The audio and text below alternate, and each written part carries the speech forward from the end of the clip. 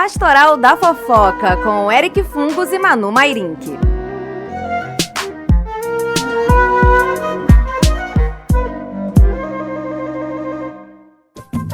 Os humilhados serão exaltados, humilhados serão exaltados, humilhados. Mas não se esqueçam, se Deus é por nós, jamais ninguém será contra nós. Sob as bênçãos transacionais de Inês Brasil, está começando este programa Brasil-Itália, Pastoral da Fofoca, temporada 2026.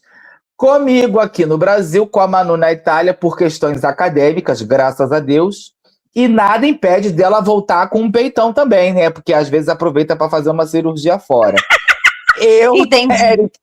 Eu, Eric Fungos, e minha colega de podcast, Manu Mairink, trouxemos para vocês essa semana o melhor e o pior desse mundo. E eu vou te falar, escolher o melhor e o pior, na verdade está tudo um grande pior, e a gente escolhe o menos pior ou o pior mais engraçado, porque, gente, você tá com a sensação de que 2026 realmente é uma hecatombe de desgraça? Oi, Manu, tudo bem? Bom dia, Brasil, boa tarde, Itália. Eu não sei, é muito doido, porque assim, a gente tem essa sensação diariamente, é como se a gente estivesse se afundando, se emburacando e indo para lugares obscuros, né? Mas você sabe, ontem eu fiz terapia, né? E ontem, do dia dessa gravação. E aí, levei para ela uma reflexão, na verdade, falei várias coisas, e ela falou isso, mas é uma reflexão que eu já vinha fazendo, do negócio de estar aqui, né, na Itália, não sei o quê, porque... Cara, é muito interessante para a gente valorizar. Não que eu desvalorize o Brasil, eu até valorizo muito o Brasil, mas eu realmente achava que as coisas em muitos outros países eram muito mais fáceis. Porque vamos lembrar que eu tô vindo, claro, a gente é pobre, mas eu tô vindo financiada, eu tenho um mínimo de condição até legal para estar aqui, sabe? Assim, talvez mais do que eu tivesse na minha casa no Brasil. Talvez a FAPERJ me pague mais para estar aqui do que me paga aí. Mas, ainda assim. Não estou falando de... Claro, se você fosse muito rica, em qualquer lugar do mundo é um grande lugar, se você é alvorcaro. Não agora, que no caso o lugar dele é a Papuda. Mas até então, qualquer lugar do mundo é um lugar para alguém com dinheiro do vorcaro. Mas quando você é uma pessoa mediana, tá desligado seu microfone. Não, se você é a Virgínia, você é rica em qualquer lugar, né? A Mayra Cardi. Até ela, não sei se ela vai em algum momento ficar igual o vorcaro, não sei. Porque a vida do vorcaro realmente mudou muito rápido. Mas a Mayra Cardi tá gastando tudo na obra da casa dela que não dá certo, né? E olha que ela enterrou... Não, e ela enterrou Bíblia e a casa não deu certo. Então, assim... porque a casa é edificada sobre a rocha forte. Será? Será que Entendeu? A Bíblia é uma rocha forte? Assim, arquitetonicamente, engenharisticamente. Exatamente, pois é. Mas aí, só para terminar a reflexão, assim, que é um pouco isso, de... Cara... A Europa, eu vejo gente falando disso de todos os países da Europa, é uma coisa que parou no medieval mesmo, assim, eu digo de praticidade de resolver as coisas, burocracia. A gente reclama do Brasil, eu acho que a burocracia é um problema em muitos lugares, mas, cara, aqui é um papel, que aí o papel não chega no outro lugar, aí uma pessoa diz que é um papel, outra pessoa diz que é outro papel, aí tem... sabe, assim, uma coisa que eu falei, gente, vocês pararam no tempo? E eu vejo as pessoas falando de como é ir no médico, de como é não sei o quê, e eu não tô falando, eu tô falando assim, de pessoas que teriam a mesma vida que eu tenho no Brasil, por exemplo, eu tenho acesso a um plano de saúde no Brasil e tal, então tô falando assim, E, cara, eu fico pensando, é muita coragem, talvez muita insanidade, gente que tem um mínimo de vida, de qualidade de vida no Brasil, e larga tudo para vir pra Europa realizar um sonho que não sabe bem o que é, sabe? Assim, baseado, muitas vezes, a minha sensação, em post do Instagram. E, repare, eu não estou dizendo que eu nunca moraria. Eu moraria. Mas se eu tivesse um convite de emprego, você vai dar aula na universidade, você vai fazer um pós-doc aqui, um suporte, entendeu? Porque as pessoas veem muito borralô que no Brasil, no ruim, gente, no ruim, a gente conhece os nossos direitos, dá um grito na cara do funcionário, entendeu? Igual o dia da moça lá, que não quis aceitar, lembra? Vocês lembram dessa história? Que ela não queria aceitar minha conta, que era digital? Já contamos isso aqui, né? A minha conta era digital e ela queria o original para comparar. Eu falei, minha senhora, está aqui, eu abro o aplicativo na sua frente. E aí, na terceira vez da discussão, ela aceitou coisas que aqui... Eu ia entrar num limbo de loucura, assim. Você lembra que eu falei dos meninos que restauram castelo e o menino tava com raiva porque ele queria abrir uma conta no banco e ele não podia abrir uma conta no banco porque ele não tinha o número de telefone. E aí ele não podia ter o número de telefone porque ele não tinha uma conta no banco. E aí ficou rodando que nem o cachorro atrás do próprio rabo. E ele era canadense e ele tava assim, gente, que burocracia burra na França isso. É Eu queria isso. só pegar a esteira do que você falou e trazer Só uma pra atualidade. finalizar, assim, uma sim, frase, desculpa, você não acabou. 2 frases. Não, é que eu parecia que tinha encerrado mesmo. Mas 2 frases é tipo assim, a minha sensação hoje... Gente, eu tô há 3 semanas aqui só, pode ser que vocês vão acompanhar a evolução ou o retrocesso do meu pensamento. Mas a minha sensação hoje, com a vida que... Com as coisas que eu observo aqui, com a vida que eu levo no Brasil, que tem, apesar de ser pobre, tem um mínimo de conforto, é que eu esqueci o que eu ia falar. Que a minha sensação é de que eu volto para o Brasil, voltarei com uma vontade muito maior de que eu prefiro fazer e trabalhar para, e minimamente de dentro do que dá, de fazer esse país funcionar melhor do que quero largar tudo e ir para a Europa e viver em outro clima e tal, sabe? A minha sensação é de que... E quando você olha, os nossos problemas parecem muito complexos, mas eles são simples, depende muito de... E aí que a gente entra no ponto de quem está no governo, quem a gente vai eleger para Congresso esse ano, porque são problemas basilares que não me parecem de resolução complexa, mas que demanda décadas. E aí é o que as pessoas não vão querer se comprometer eleitoralmente para um processo que, na verdade, pode levar décadas. Porque, para mim, resumindo, finalizando, que são pensamentos extremamente complexos, que eu estou falando em 5 minutos, temos um problema educacional e um problema de desigualdade social, e isso leva à violência. E aí a gente, eu que sou classe média, o que bate em mim é a violência, que para mim é a principal diferença que eu estou sentindo entre morar no Rio e morar aqui, é sair no celular, pegar no celular na rua, fazer as coisas aqui sem medo nenhum. Mas eu acho que a solução para isso passaria por uma questão de diminuição de desigualdade social e educação de qualidade. Só que aí é décadas, né?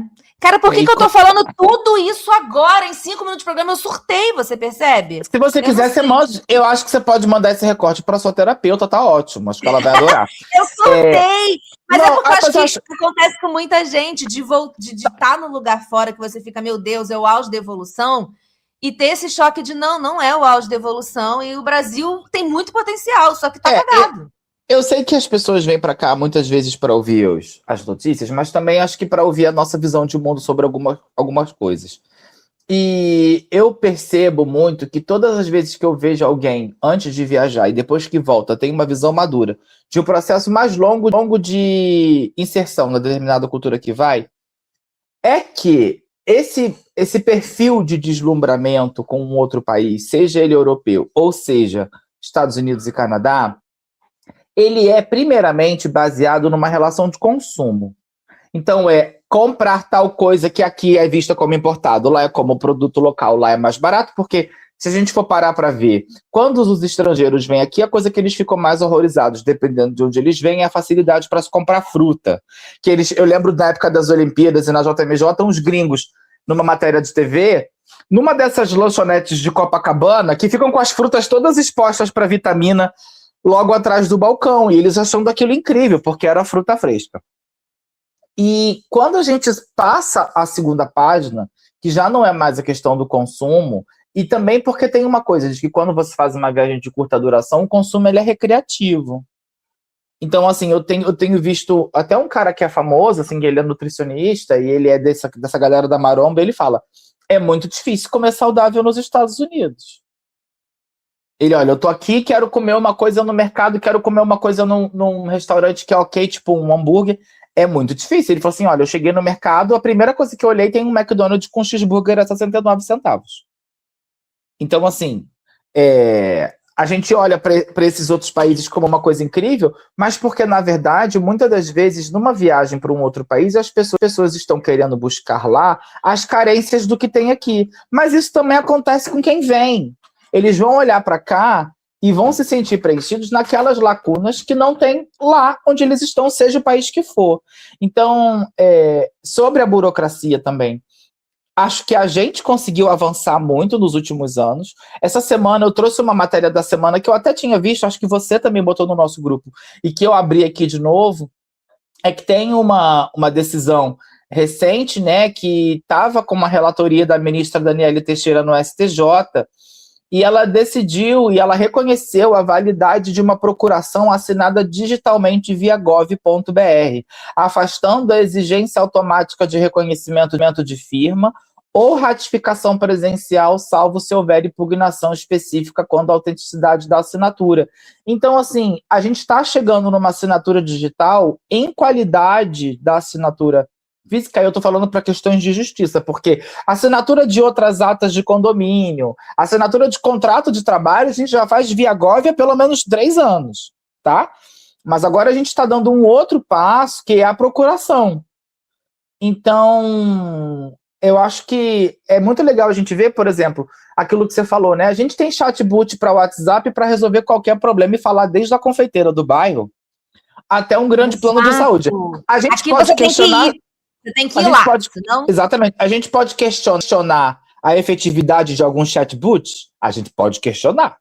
Mas a gente também tem muita coisa que a gente adianta da nossa vida nisso. E acho que a gente tem uma dificuldade de, às vezes, olhar para trás e ver o quanto a gente avançou em alguns anos, sabe? Para pensar, eu fiz um mestrado inteiro online na pandemia. Isso era uma coisa que não era debatida antes da pandemia. A pandemia acelerou o processo? Ela acelerou o processo. Mas tem lugares que não ficaram sem dar curso. E aí ficou praticamente o programa de mestrado, ficou 1 ano sem funcionar. Tem lugar que ficou sem funcionar. Então, assim, acho que a gente tem muita coisa para melhorar, acho que a gente tem uma dificuldade de lembrar do tamanho que é o nosso país. A Alemanha é do tamanho do Mato Grosso. Então, assim, a Bahia é do tamanho da França. O Rio de Janeiro é do tamanho da Dinamarca. Então, assim, é difícil pensar, porque você atravessa a Alemanha inteira a trem. Então você deveria sonhar proporcionalmente em atravessar o Mato Grosso inteiro de trem, não o Brasil inteiro. Porque é desproporcional à medida que você está fazendo. Ao mesmo tempo que dá a raiva falar, gente, vocês são um pingo de país. Pra que tá demorando tanto para resolver as coisas, gente? Dá para estar lá, ó, entendeu? Um pingo. E agora a gente tem visto, sobretudo nesse debate de trem, né, que eu vou só abrir agora uma outra janela micro, é que as pessoas estão se dando conta do que o governo desenvolvimentista de Juscelino fez, que foi acabar com as ferrovias no país, né? E aí tá todo mundo agora, tem umas páginas que mostram as linhas antigas de trem, e aí você fazia longuíssimas distâncias, assim. Tinha uns que saíam daqui de Niterói e você ia até quase em Cabo Frio, eram 154 quilômetros de uma linha diária. A gente perdeu isso, assim, essa e várias outras.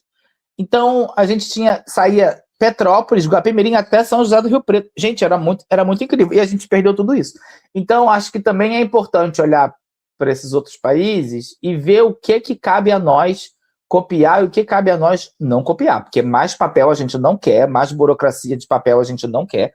A gente quer ter uma sensação de que as coisas, tudo bem, elas têm seus prazos para serem resolvidos, mas que elas não custem a nossa saúde mental e a nossa cabeça. Porque, sei lá, você quer ver uma coisa que me tirava do sério? Era que às vezes a gente gastava uma tarde para pagar uma conta na boca do caixa.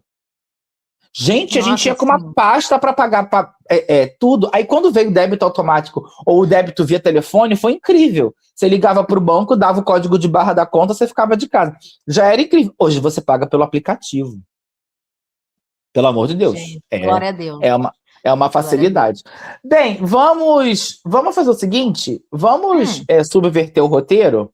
Vamos fazer com que eu comece com Ressuscitando, já que a gente está falando de variedades, e você depois você faz o terceiro segredo? Pode ser? Não, com certeza. Eu queria dedicar, assim, a gente está gravando isso aqui na tarde da Itália, na manhã do Brasil, da sexta-feira, 20 de março, e assim, 3 minutos antes da gente começar a gravar, veio aí a nota de falecimento de Chuck Norris, né? Então, aquele que ensina que tudo é possível, né? Que você pode fazer muitas coisas e sempre vencer.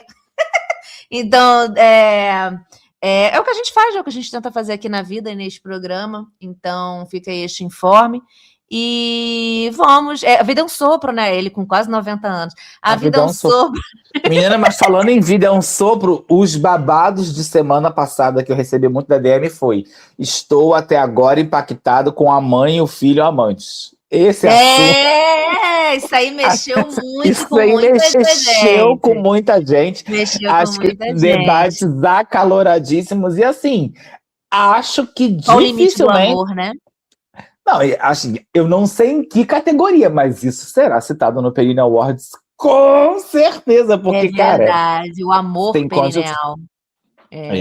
E eu falo que eu sou a favor de fazer um vídeo, né? Que é um filme, né? Que é um documentário mostrando a relação de Andressa Urach e Michele Bolsonaro. Que para mim elas são irmãs, unidas pelo Se Perine. investigar A tem força do bastante Perine. relação.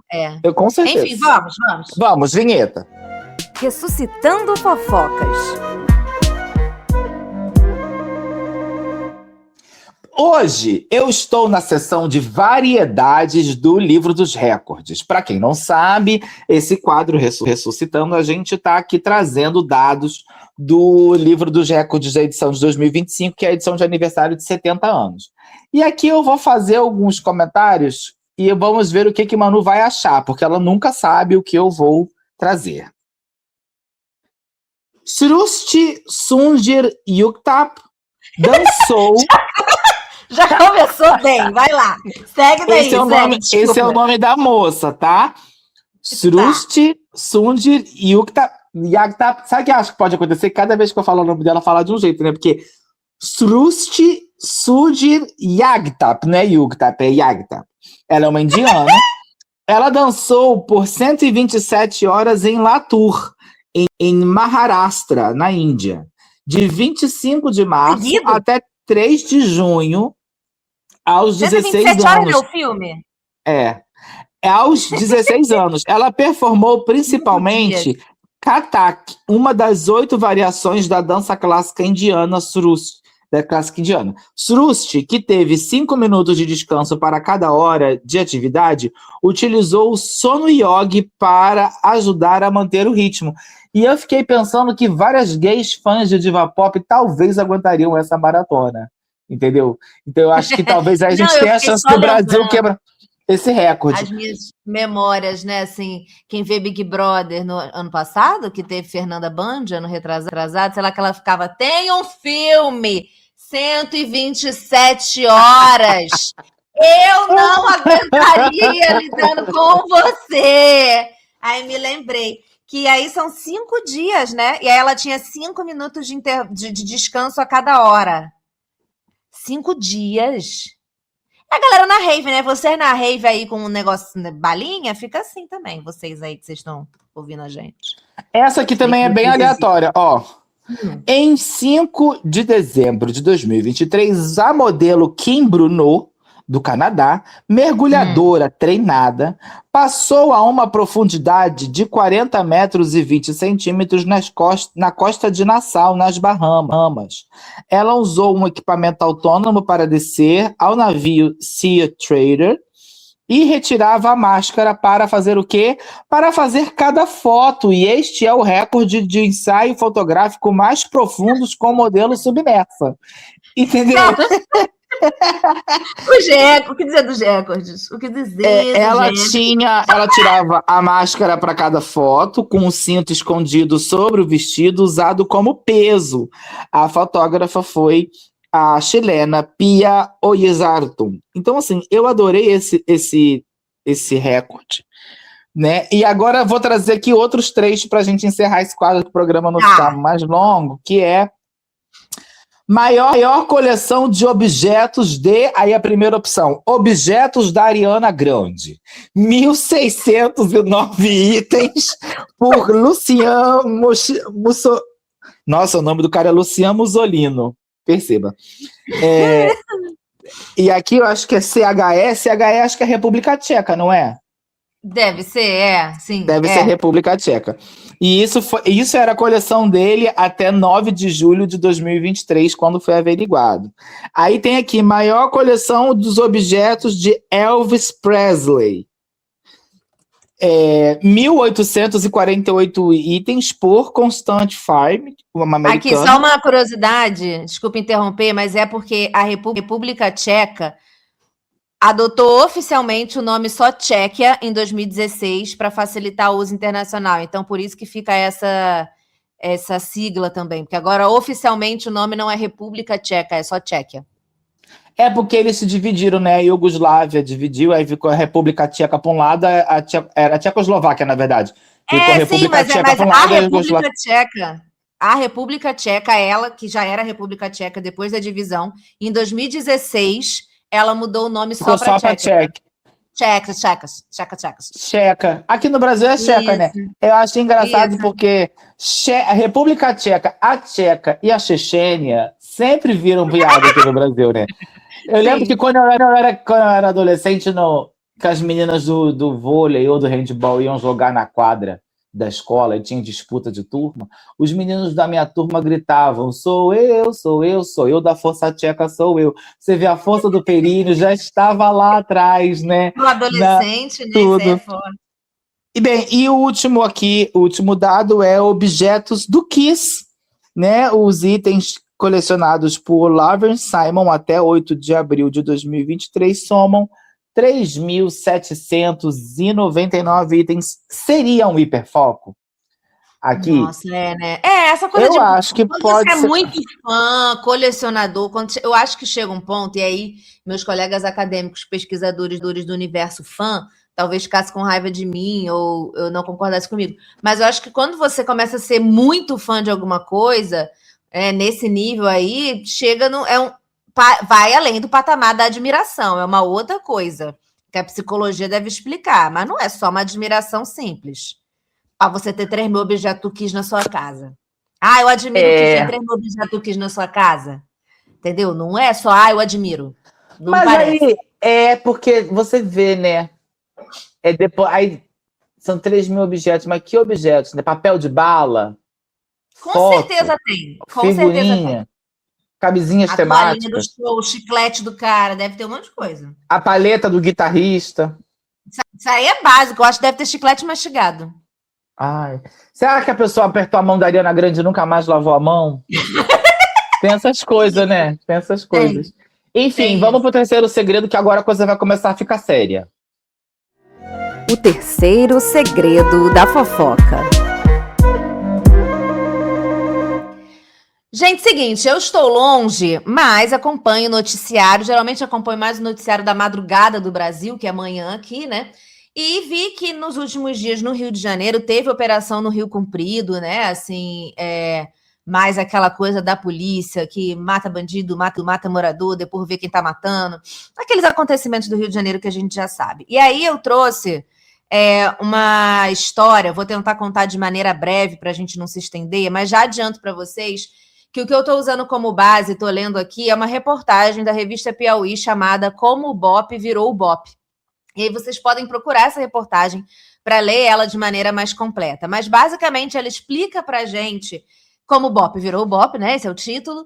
E ajuda, de certa forma, a entender esses acontecimentos. Tipo essa semana, mas os acontecimentos, por exemplo, do ano passado, não lembro exatamente a data, aqui está aqui, outubro do ano passado, nos complexos da PEN e do Alemão, que a Core e o Bop, que vamos descobrir hoje que tem a mesma ancestralidade, que eles deixaram mais de 120 mortos. E a história de criação desses dois órgãos mostram que eles foram feitos para isso. Não é, estamos num momento crítico da história e precisamos matar bandidos. Não, eles foram, historicamente, há décadas criados para matar pessoas, né? E é isso que a gente vai aprender aqui. A reportagem, ela começa com uma história muito interessante que aparentemente não diz nada, mas que mostra um pouco do que significavam esses movimentos. Em agosto de 81, o Departamento Geral de Investigações Especiais, os policiais desse departamento, deram início a uma operação super delicada, que era transferir uma jiboia de 2 metros para o Jardim Zoológico do Rio de Janeiro. Mas eles acharam essa jiboia, essa piton, não era uma piton, era uma jiboia, que é uma coisa nacional, mas acharam essa jiboia igual tem achando jacaré em quintal no recreio, que tem toda hora? Não é isso, assim. Era uma jiboia super famosa, na verdade, que todo mundo, ela foi encontrada nas dependências do Ponto Zero, que é o prédio que funcionava como sede de vários órgãos policiais em Benfica, na zona norte do Rio, e é uma cobra que super já estava lá, morava lá dentro, há muitos anos. Já era cria. Já era cria, era assim, ficava mais lá que a polícia, e só foi retirada depois que teve um esforço coletivo de reportagem da Tribuna da Imprensa, do Jornal do Brasil, da Gazeta Mercantil e do Última Hora, revelando a existência dessa cobra. Eles foram até lá e descobriram essa cobra numa jaula. E aí, segundo reportagem, por exemplo, do Jornal do Brasil, os repórteres receberam denúncias de que essa jiboia vinha sendo mantida nessa unidade policial para coagir presos a assinar confissões. E aí revelaram que essa cobra tinha sido capturada ainda filhote em 69. Ela só foi para o zoológico em 81. Ela ficou 12 anos morando dentro desse lugar da polícia, servindo para coagir presos a assinar confissões. Né? Então, os policiais que participaram desse treinamento e capturaram a jiboia em 69 eram lotados no chamado Grupo de Operações Especiais, que é a unidade policial subordinada à Secretaria de Segurança Pública do então Estado da Guanabara. Para quem não se recorda, o Estado do Rio de Janeiro a cidade do Rio de Janeiro era o Estado da Guanabara e todo o resto era Estado do Rio de Janeiro com capital em Niterói. Então, quando você fala Estado da Guanabara, era o que é hoje a cidade do Rio de Janeiro, embora na ocasião não fosse mais o Distrito Federal, já era Brasília. E aí, essa reportagem segue e fala como que esse episódio da cobra, ele parece assim, ele representa de alguma forma o que eram aqueles anos da ditadura, tanto pela prática de tortura, quanto porque eles faziam treinamento na selva, que é onde eles encontraram essa cobra e levaram para lá. Então, o Jornal do Brasil mostra que numa das reportagens, um ano antes de levarem a cobra para o zoológico, em 80, um PM tirou uma foto com a jiboia enrolada no corpo, uma coisa Britney Spears, que era o Paulo César Amêndola, que ele foi do GOESP, né, desse grupo, e usou sua expertise de anos de tortura e treinamento na selva para criar um grupo semelhante na PM do Rio, que é o Núcleo da Companhia de Operações Especiais, que mudou de nome pouco tempo depois para Batalhão das Operações Especiais. Então, era essa pessoa com esse histórico que usou o seu conhecimento para criar isso, né? Tanto a CORE quanto o BOPE têm suas raízes nessa política anti-guerrilha do Exército, que sempre seguiu, no período da ditadura, e quando elas surgiram, era um poder federal, uma lógica que não é de policiamento, mas é uma lógica de extermínio, uma lógica para matar guerrilheiros até então, né? Que seriam os grandes inimigos do Brasil, os inimigos internos, os que querem destruir toda a nossa pátria. Meu Deus do céu. E aí você vai trazendo isso ao longo da história, e você encontra como consequência ações com uma grande letalidade. E o Amêndola, esse cara que estava com a cobra enrolada, escreveu um livro chamado BOPE, A Origem da Mística, a verdadeira história das operações policiais especiais, e tem um ponto interessante que a reportagem aponta, em que um dos capítulos ele faz homenagem a, abre aspas, um nome que ficou imortalizado na Segunda Guerra Mundial, quando no comando de um grupamento de operações especiais do exército alemão, Otto Skorzeny. Então, ele glorifica um soldado nazista no seu livro. O criador do BOPE, escrevendo um livro sobre a história do BOPE, glorifica um soldado nazista, e isso ajuda a gente a entender exatamente, né, toda essa criação. Então, em 57... A história é bem grande, eu vou tentar dar uma resumida, que eu já estou falando há muito tempo, mas basicamente é para contar que tudo começa num outro grupo que era federal, nessa tentativa de combater guerrilheiros, combater comunistas. Por exemplo, um curso que foi fundado em 57 resultou na criação de uma unidade chamada Operações Especiais, rebatizada mais tarde de Comando de Operações Especiais, que é onde até hoje se formam os militares conhecidos como Kids Pretos, a elite de combate do Exército, que graças a Deus é muito burra, que se mobilizou para tentar dar o golpe contra o Lula, mas não deu muito certo, porque eles são meio tapados, né? A raiz é a mesma para todos esses grupos que são a elite da segurança no Brasil, e aqui no Rio de Janeiro isso atinge outro patamar, né? E aí tem uma reportagem de 61, por exemplo, da Tribuna da Imprensa, super elogiando os cursos de operações especiais, e caminhando para encerrar, um ponto muito importante era tortura psicológica.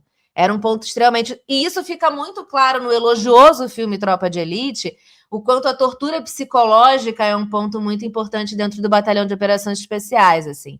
E essa reportagem da Tribuna da Imprensa, lá em 61, falava: eles podem entrar em uma cidade sem ser vistos pelo alto ou pelos bueiros, podem disparar qualquer tipo de arma, conhecem o território nacional como a palma da mão, e seu treinamento de guerra psicológica... Olha isso aqui, gente. Seu treinamento de guerra psicológica é feito com índios não civilizados do Alto Xingu. Eles estavam extremamente... Isso era um texto elogioso. Então, eles tinham cursos de direção de veículos, tratamento médico, tiro e controle ideológico, que era essa maneira de manipular informação, contra-informação e fazer funcionar. O texto é extremamente longo, fala sobre a atuação desses grupos prévios ao BOPE na guerrilha do Araguaia, fala como eles lutavam contra guerrilheiros, e quando houve a reabertura, o fim da ditadura militar, e teve a anistia ampla, geral e restrita, eles não tinham mais como lutar contra os comunistas e guerrilheiros, porque todos tinham sido anistiados. Então aí vai acontecendo esse rebranding de combate a moradores de favela, a bandidos em favela e tudo mais. É uma maneira deles continuarem ativos e de mudarem essa consciência de quem é o inimigo interno que nós temos que combater.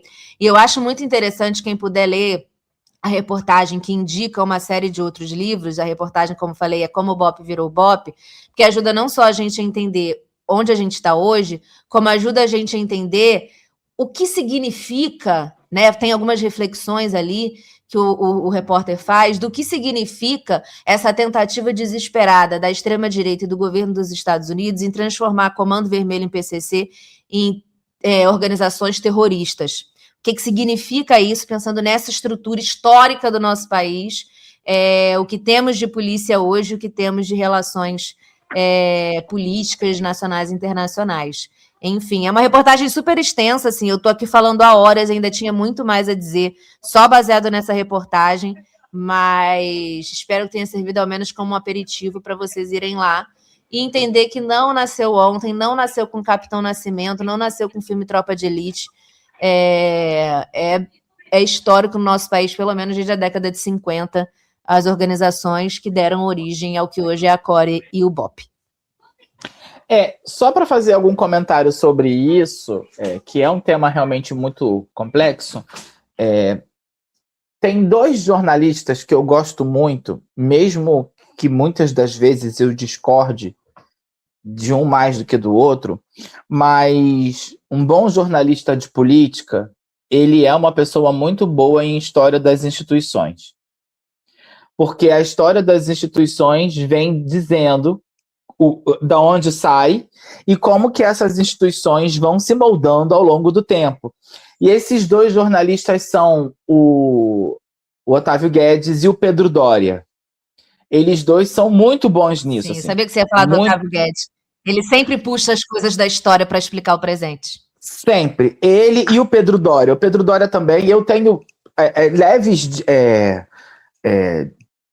não vou nem, acho que é só realmente uma coisa de não concordar. Eu tenho uma leve simpatia por algum tema, ou menos por outro, mas eles sempre têm argumentos muito bons, e eu acho isso muito bom, porque a pessoa defendeu o argumento com uma linha de raciocínio lógico, e com uma boa linha de raciocínio. Então, aí depois é aquela coisa do direito de cada um de opinar ou não.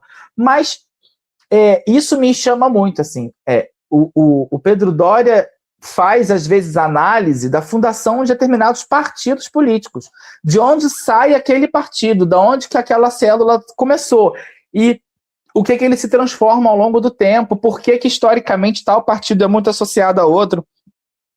E isso é muito interessante. Pensar o BOPE também com essa visão nos traz uma outra... vai nos dando os subsídios para entender o caráter da instituição como um todo, por que determinadas escolhas, por que às vezes pode-se ser questionado ou não o uso da inteligência, por que se questiona que talvez essa instituição, que é reconhecida pela sua força, não é tão reconhecida pela sua inteligência.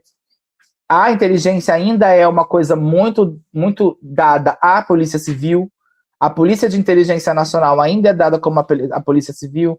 Por quê? Aí você fala do BOPE, porque eles são bem treinados, mas aí quando você vai ver, a história deles é muito mais para esse modelo de combate que realmente não demandava de muita inteligência mesmo, né? Porque era realmente uma questão de uso de perseguição, muitas vezes, e de repressão.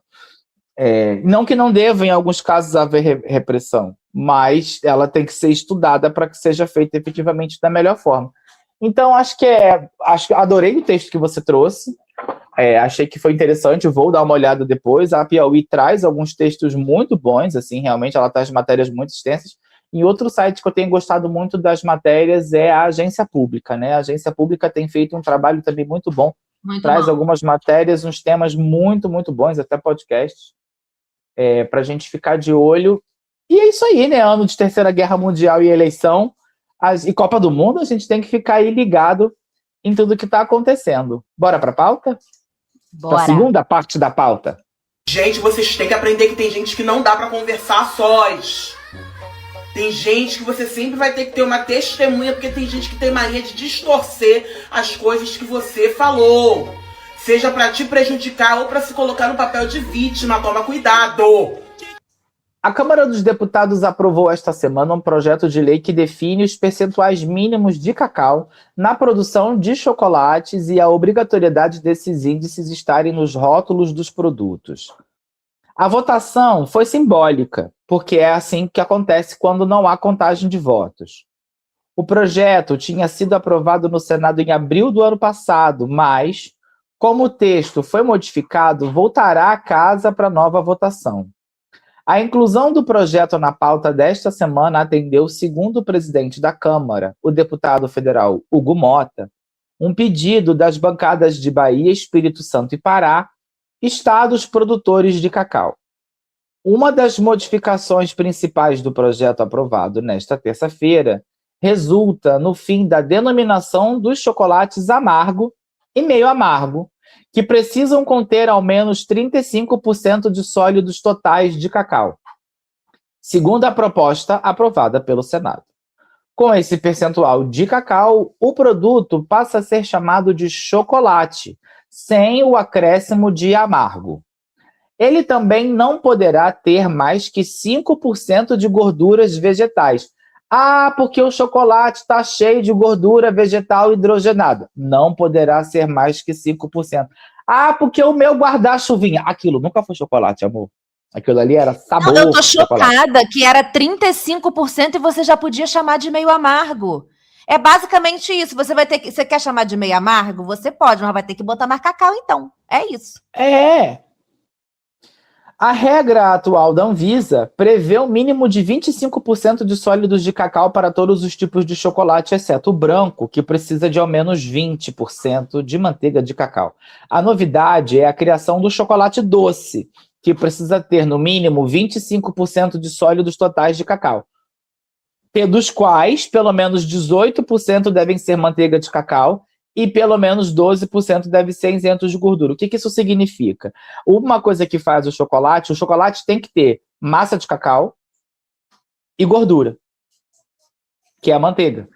Então, esse percentual, esse blending entre a proporção de manteiga e de massa vai ser escolhido por cada fabricante a partir das outras coisas que ele vai querer adicionar para poder dar o ponto e fazer a temperagem do chocolate.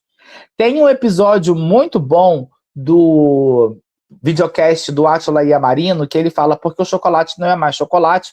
Ele recebe uma grande pesquisadora de chocolate que fala sobre o que tem que ser, até então, antes dessa aprovação, né? O que tem que ser chamado de chocolate, o que tem que levar, por que caiu a qualidade. E, inclusive, saiu um muito bom também, esse é mais recente, eu vi com a minha mãe do Átila, sobre como o leite moça mudou a confeitaria brasileira.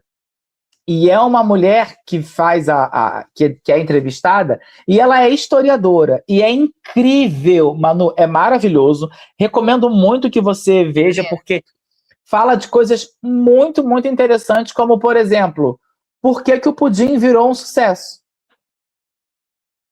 Legal. Porque é uma coisa que você gastava muitas horas, você tinha que ter alguém para fazer para você em casa, porque as cozinhas eram separadas das áreas sociais, demorava muitas horas, aí a lata de leite condensado vem para agilizar o processo de fabricação do pudim, porque o leite já está condensado ali, E você faz em 40 minutos. E aí, quem não tinha receita, aquela mulher que não tinha, de classe média, que já não tinha mais tanto dinheiro para ter os empregados como os donos de fazenda, a receita vinha no rótulo. Conseguia fazer, muito bom.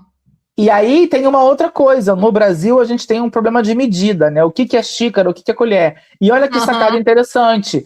A latinha vira... A lata vira a lata de leite. A medida de leite. Então, é uma lata de leite condensado e a mesma medida da lata de leite. Isso é incrível, porque a própria lata ela é um medidor. Enfim, foi só um parêntese aqui. Recomendo assistirem bastante. Quem não tiver o link e não achar, pode me chamar nas redes sociais para pedir que eu mando sem problema. A gente pode colocar no descritivo do episódio também, né? A gente pode colocar esse podcast sobre o chocolate, sobre o leite moça aqui no descritivo. Me lembra de eu te mandar o link. Bem, continuando aqui de onde nós estamos, vou voltar um pouquinho. A novidade é a criação do chocolate doce, que precisa ter no mínimo 25% de sólidos totais de cacau, dos quais pelo menos 18% dos 25% tem que ser manteiga de cacau e pelo menos 12% tem que ser isento de gordura. O relatório do deputado federal Daniel Almeida, do PCdoB da Bahia, incorporou parte das sugestões feitas pelos produtores por meio de da ANPC, a Associação Nacional dos Produtores de Cacau. É o caso também da definição de que cascas, películas e resíduos não sejam computados como sólidos de cacau. Você vê, casca podia entrar no rolê, perceba. Segundo a ANPC, é bizarro, né? Segundo a ANPC, o dispositivo cria uma blindagem técnica da receita dos chocolates. A indústria, claro, não gostou das modificações. As associações da indústria de alimentos, a BIA, da indústria de chocolate, amendoim e balas, a ABCAB, e das processadoras de cacau, a IPC, divulgaram nota técnica dizendo que as modificações destoam da regulação vigente estabelecida pela Anvisa. E eu acho que isso vai de encontro àquilo que a gente falou lá no início do nosso programa, que é o deslumbramento quando algumas pessoas vão para fora do país e comem, às vezes, um chocolate com mais qualidade ou compram alguma coisa que tem mais qualidade do que aqui. Quando você não tem uma regulamentação clara, quando você não deixa claro no rótulo o que aquilo contém, e você fala que é chocolate, a gente foi percebendo que num processo de inflação e de custo da produção, que é normal que cresça, mas aparentemente algumas coisas crescem até mais do que a inflação, a indústria procura substitutivos de baixa qualidade, ou muitas das vezes reduz o tamanho e mexe na receita daquele produto, e aí você tem uma eterna sensação de que tudo no Brasil piora a cada ano, de que na alimentação, sobretudo nessa alimentação de itens não essenciais, porque o chocolate não é um item essencial, eu sei, na TPM ele pode ser, mas a real é que ele não está na cesta básica, isso acaba contribuindo para que você diminua a qualidade dos produtos e sempre fica, chocolate nacional não é bom. Mas o chocolate nacional não é bom porque a indústria está pouco se ferrando para fazer um chocolate de qualidade e eles querem que você pague por uma coisa que não é chocolate. Eles não estão te vendendo chocolate. Um chocolate que não é chocolate está muito mais caro do que quando era chocolate. E aí as pessoas falam assim, o chocolate é ruim, mas aquilo não é chocolate. Aquilo é outra coisa. E aí a gente pode discutir se o chocolate deveria ter alguma espécie de subsídio, se a partir do momento que empresas que levam um chocolate de qualidade, elas vão ter alguma bonificação, de forma a... E aí eu acho que é o que deveria acontecer, acho que a gente deveria pensar em estratégias de reforma tributária para um futuro, de que produtores com material com boa qualidade fossem beneficiados, porque senão você está competindo em pé de igualdade com o cara que está fazendo um produto ruim, sabe? E eu acho que a gente pode valorizar a alimentação melhor. Quem é certificado com o uso de menos agrotóxicos, por exemplo, menos espessante, sabe esse tipo de coisa? Para a gente conseguir ter uma alimentação mais segura. E não tem essa de que o mercado se regula, porque o mercado se regula virou esse chocolate de merda que a gente tem. Então é a prova de que a gente precisa regulamentar em alguma medida para chamar de chocolate. E ninguém está impedindo que o cara faça um chocolate vagabundo, só que ele vai ter que botar um outro nome. É outro nome, não é mais chocolate, cancela. E a gente, esse meme do chocolate, sabor chocolate. Esse meme do sabor, né, que pegou muito, acho que também alertou as pessoas muito de uma forma jocosa para o que é essa questão da coisa com sabor artificial em produtos que a gente não estava acostumado a ter sabor artificial. A gente aceita um suco de limão de pó, que em 5 gramas fazem 2 litros, quando um limão de 50 gramas não faz um copo. Mas a gente não aceita um chocolate. Sabe, porque a gente sabe que é sabor limão. Mas isso nunca foi escondido, né? Nunca foi vendido como limão em pó. Sempre foi vendido como preparo para refresco sabor limão. E eu acho que é essa a grande questão. Quem quer comprar o sumo do maracujá, a polpa do concentrado, vai lá e compra a garrafa do concentrado. Não vai comprar o pozinho da Tang achando que está comprando a mesma coisa. E eu acho que já está na hora da gente chegar nisso no mercado de doces há muito tempo. Você tem que comprar o doce que é feito daquela receita tradicional, esteja estampado, e você entende quando você está comprando um similar. Isso é o mínimo. Isso é o mínimo. Para a gente estar falando, inclusive, de segurança alimentar, que é você saber claramente o que você está consumindo. Esses são meus 25 centavos sobre o tema. Eu já vou para o próximo tema. Cadê o roteiro? Abrir, que também é um tema que vai render babado aqui, hein? Vai render. Bebeu até uma água. Manu bebeu até uma água. Manu falou assim, ó. Manu falou assim, ó, gente. Vai render aqui. Pegou o copo, deu uma goladona igual a Santana, aquela bêbada da novela do Manuel Carlos. Porque acontece, presidente Lula assinou essa semana 3 decretos para regulamentar o Estatuto da Criança e do Adolescente Digital. Não, gente, não é o ECA que pegou, jogou no PDF. O ECA continua existindo, mas agora a gente tem uma versão para como cuidar de crianças e adolescentes no mundo digital, né? Este é o ponto principal disso tudo. E tem várias pessoas que conheço, acadêmicos ou influenciadores, que estiveram em Brasília fazendo a cobertura das discussões e da assinatura do decreto.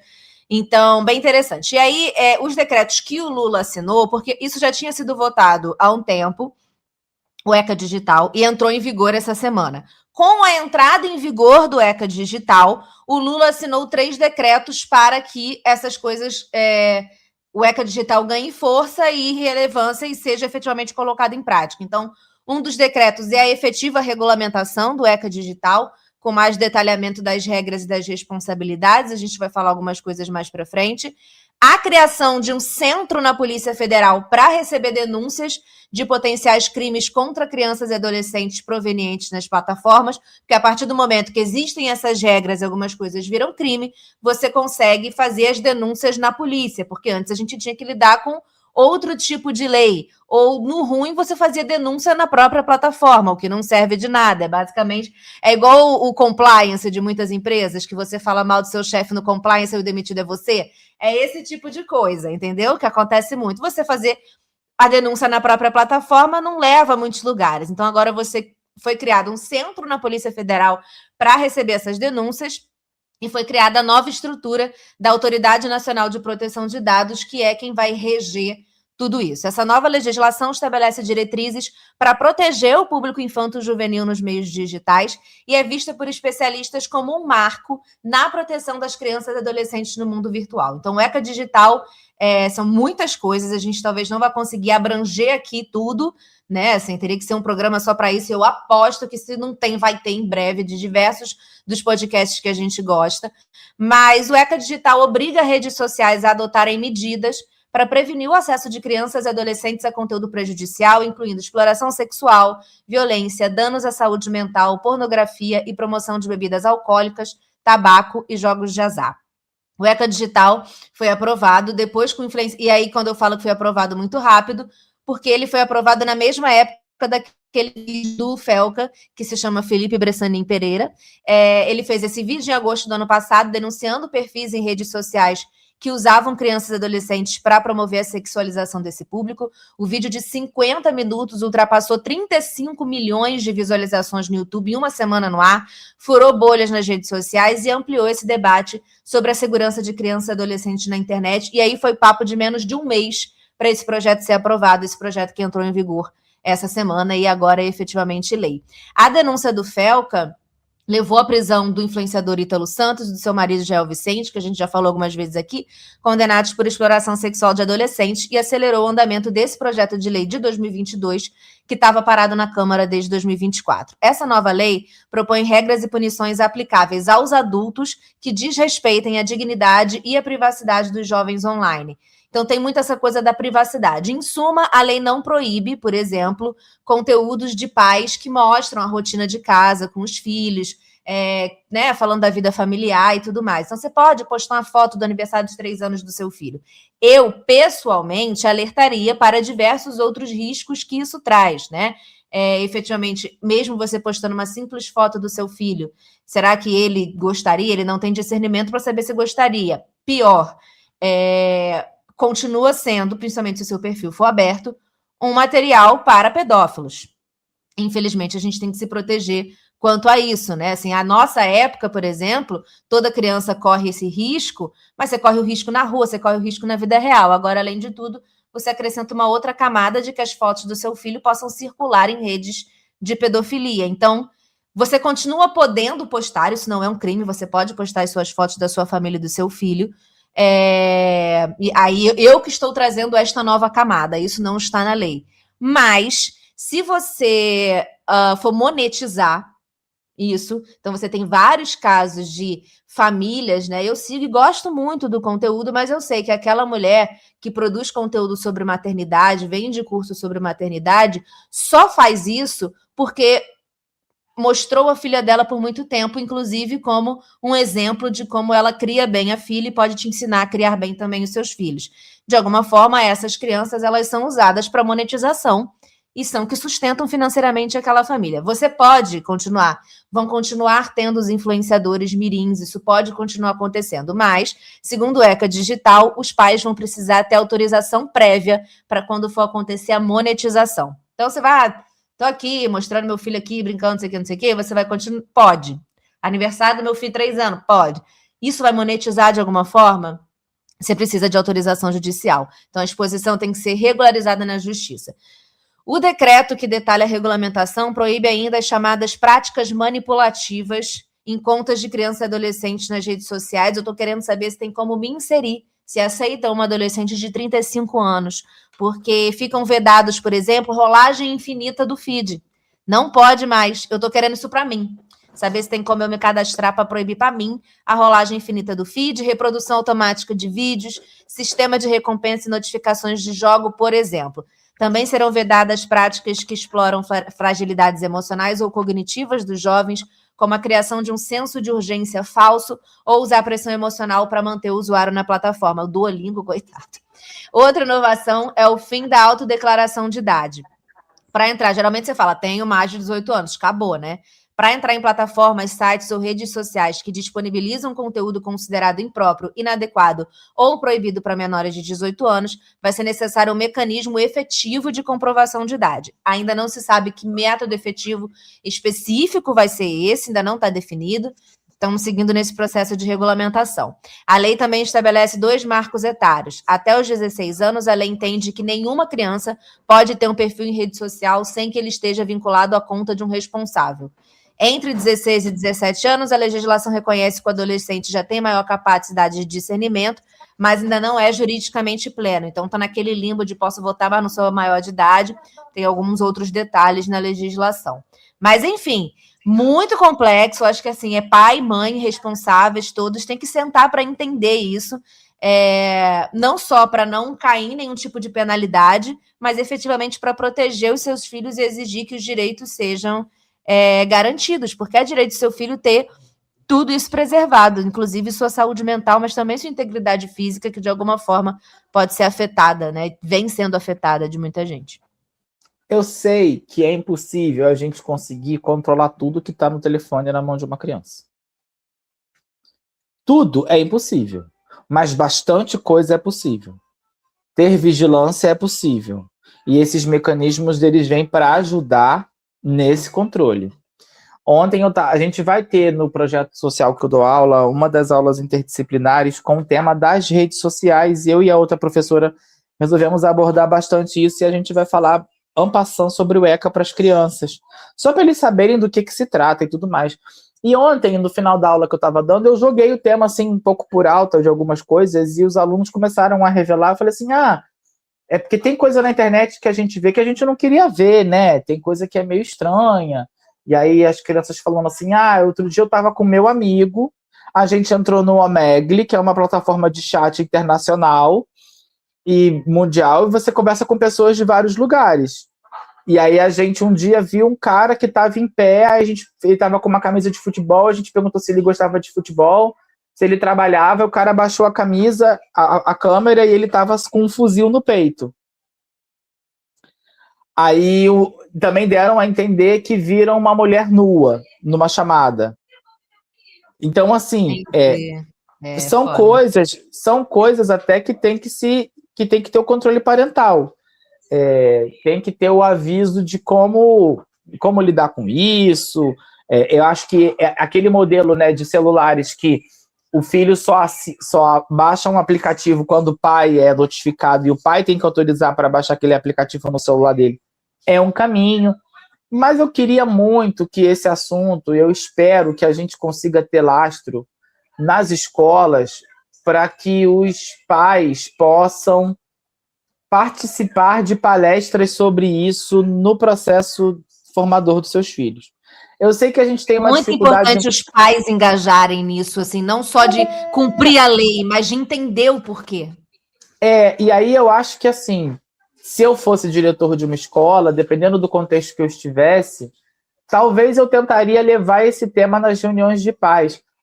Porque os pais não vão às reuniões. Eu vou falar uma coisa aqui um pouco polêmica, tá, gente?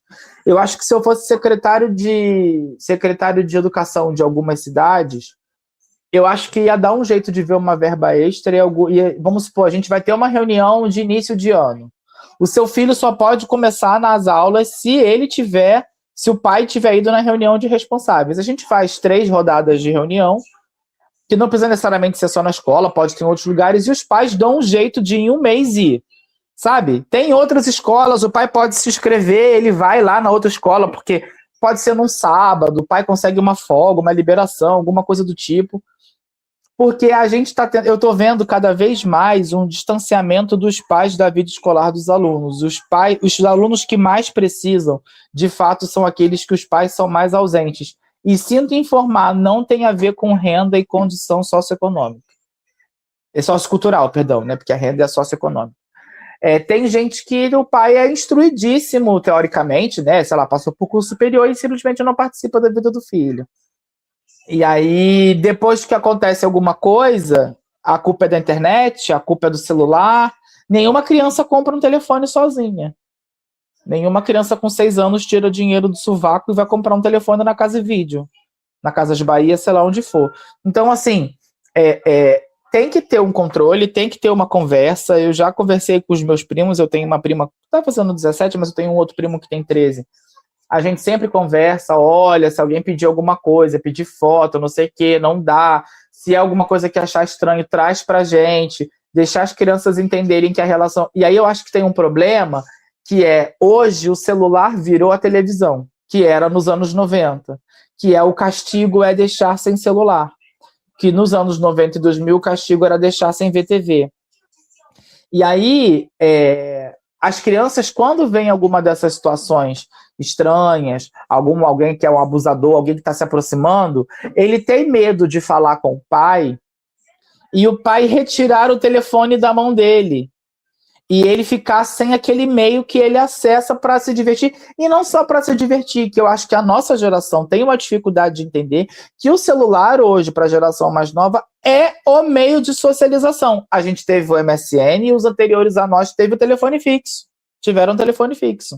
Hoje é o celular, goste ou não. E assim como muitas vezes o pai ouvia a ligação do filho numa extensão no outro cômodo, a mãe chegava atrás para ver o que você estava falando no MSN, tem que ter um controle do celular. E aí, enquanto isso não for sistematizado e os pais não entenderem que simplesmente tirar da mão dessa criança não vai resolver o problema, não vai resolver. Então, assim, é brigar. Aí alguém está se aproveitando do meu filho. Você vai lá e toma o celular do filho. Mas o importante é o filho também aprender a conviver com aquele ambiente digital. e falar e poder dividir com os pais dos perigos e das coisas que ele está vendo de estranho. E aí falta uma maturidade para os pais são bastante disfuncionais em linhas gerais nesse sentido, que é essa falta de noção, dessa falta de controle e dessa falta de entendimento de que o celular, para a gente que é 30 a mais, na nossa vida está num lugar e para ele está em outro. A nossa geração ela é semi-analógica, semi-digital. Eu fui ter WhatsApp na faculdade. As pessoas hoje têm o WhatsApp na mão, desde quando elas nascem. Tem criança que já sabe gravar vídeo, que tem criança que tira foto com 5 anos. E a gente sabia usar o controle remoto com 5 anos. A gente era a criança que resolvia o brilho da televisão porque estava à frente dos nossos pais naquele produto digital. Então, assim, acho que esse debate é muito bom, acho que é um acerto o ECA digital. Acho que ele, por si só, como qualquer legislação, não é suficiente, porque a legislação não entra na sua casa para resolver problema seu com seu filho. Ela é um norte. E aí eu acho que ela vem, só para arrematar nos 30 segundos, ela existindo, dá subsídio para, por exemplo, ações de escolas, até mesmo ações de igrejas, que são pequenas comunidades. A gente tem que rezar e orar mundialmente para que tenhamos pessoas nas igrejas instruídas e que saibam fazer uma boa relação com o ambiente digital.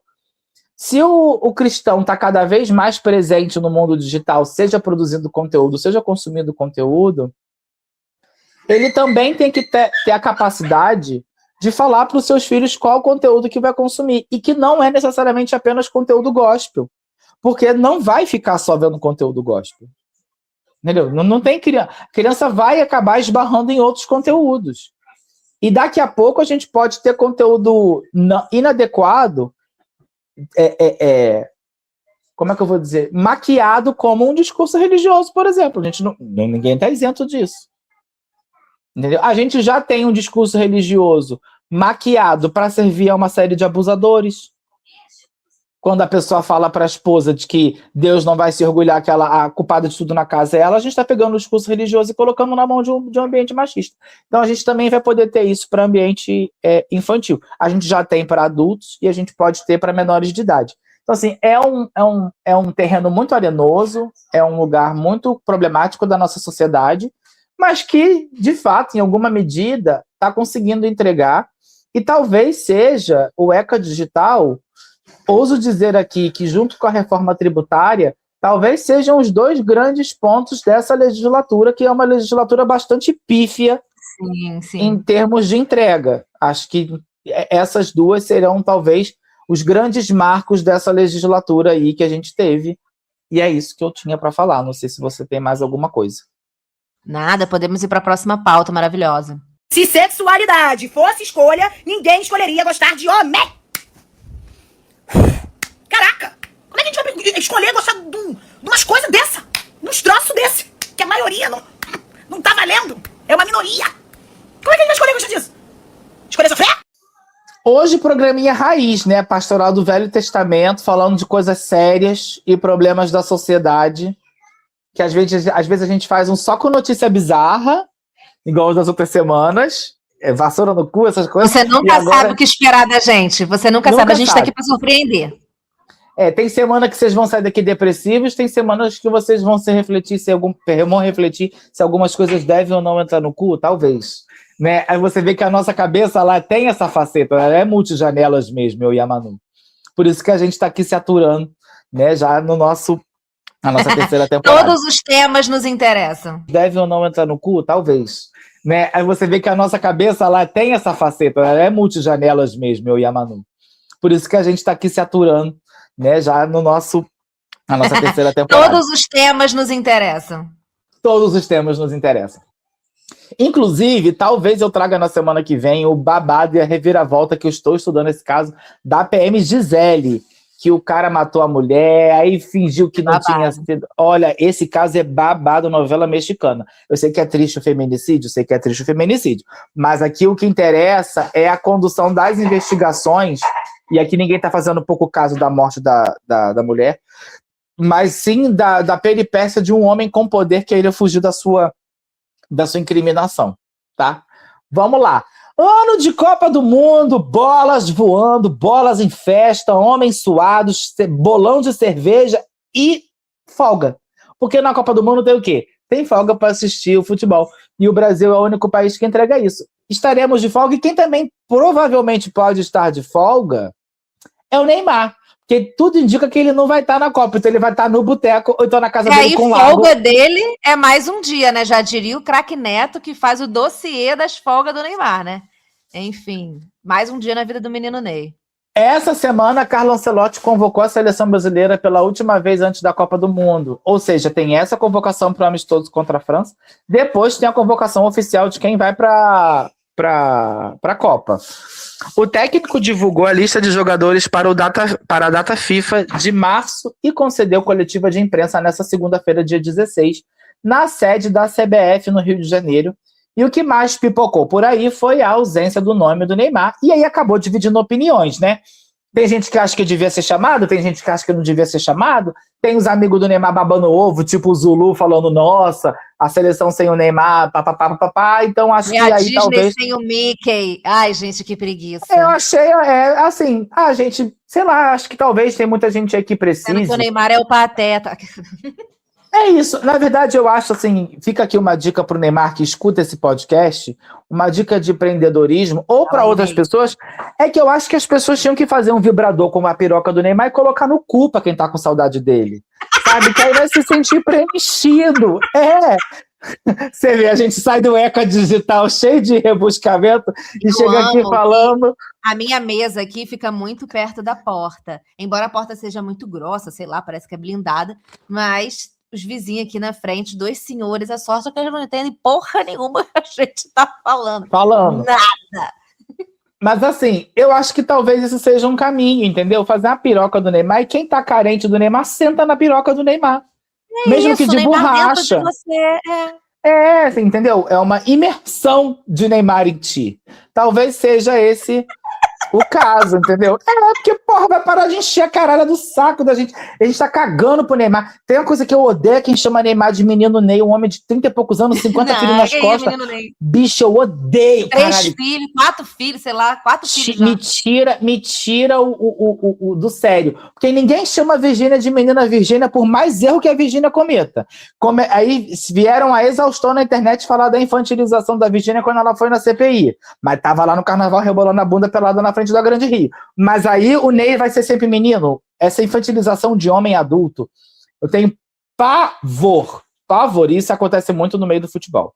Bem, obviamente que o besta do Neymar, você já viu, que se veio a esse podcast falar mal do Neymar, veio no lugar certo, né, gente? Vocês já perceberam isso? Que aqui, comentários liberados, fiquem à vontade. Aqui tá liberado, tá bom?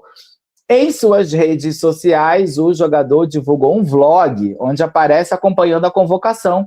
E quando o seu nome não é dito, ele disparou: "Pô, Ancelotti, e eu? Saiu agora a convocação da seleção, não fomos convocados. Fico triste, óbvio, mas foi o que eu falei. Estando lá ou não, sempre vou torcer pela seleção." Será que vai? Não sei, porque esse é o tipo de patriota que torce por intervenção americana, né? Então, será que realmente vai torcer? Aí ele fala, tá tudo certo, agora é seguir trabalhando e melhorando em tudo para que, se tiver oportunidade, estar preparado. Fiquei chateado, triste, mas fico triste agora, é a página virada. Preciso trabalhar, jogar e, se pintar a oportunidade de estar na Copa do Mundo, eu vou estar preparado. Bem, fora da última lista da seleção brasileira antes da convocação, o Neymar terá 16 jogos de Campeonato Brasileiro e outras partidas de Copa do Brasil e Sul-Americana para mostrar serviço e convencer o Carlo Ancelotti antes do dia 19 de maio, a data em que o técnico vai anunciar os 26 nomes que vão para o Mundial. Isso, tá? A gente está gravando aniversário da Clara, 19 de maio. Será que Ancelotti vai dar esse presente para ela e não convocar o Neymar? Vamos ficar ansiosa agora. É isso, eu agora. Bem, a gente está gravando hoje no dia 20 de março, então a gente tem 2 meses até lá. Seguiremos acompanhando e traremos aqui de volta. Vale dizer que na semana, um pouco antes da convocação, o Ancelotti foi assistir o jogo do Santos contra o Mirassol. O Neymar pediu folga, não jogou no dia. O Ancelotti foi lá para assistir Santos e Mirassol. Sabe, igual a Isa, quando foi assistir o falecido dela para ver Mirassol e sei lá o quê. Ancelotti foi lá para isso. Ancelotti, que é italiano, é Ancelotti. E ele foi lá assistir. E o Neymar não apareceu. O Ancelotti deve ter ficado puto. Foi ali que ele decidiu, nunca mais. Mas aí eu acho que ninguém vai poder dizer que o Ancelotti não se esforçou, né? Tipo assim, o Ancelotti foi atrás para ver o que ele estava jogando. Dele ele fez. E ele realmente não estava jogando. Então, assim, chocou um total de 0 pessoas. Eu vi que tem essa semana também, você até colocou no nosso grupo um jogador em inglês falando: eu nunca vi o Neymar como um jogador de elite. Exatamente. Eu achei muito bom, paciência. Enfim, e falando em seleção, depois contem pra gente aí se ainda, inclusive, se ainda pintam a sua rua, ainda fazem bandeirinha, e aí o muro fica por 4 anos, vai apagando, e quando chega 4 anos depois, cara, pinta de novo. Na Ponta da novo. Areia tem uma rua pintada com a mesma pintura de 2014. Tá lá até hoje. Será que foi tombada pelo IFAM? É uma questão. Né? Acho que foi o IFAM.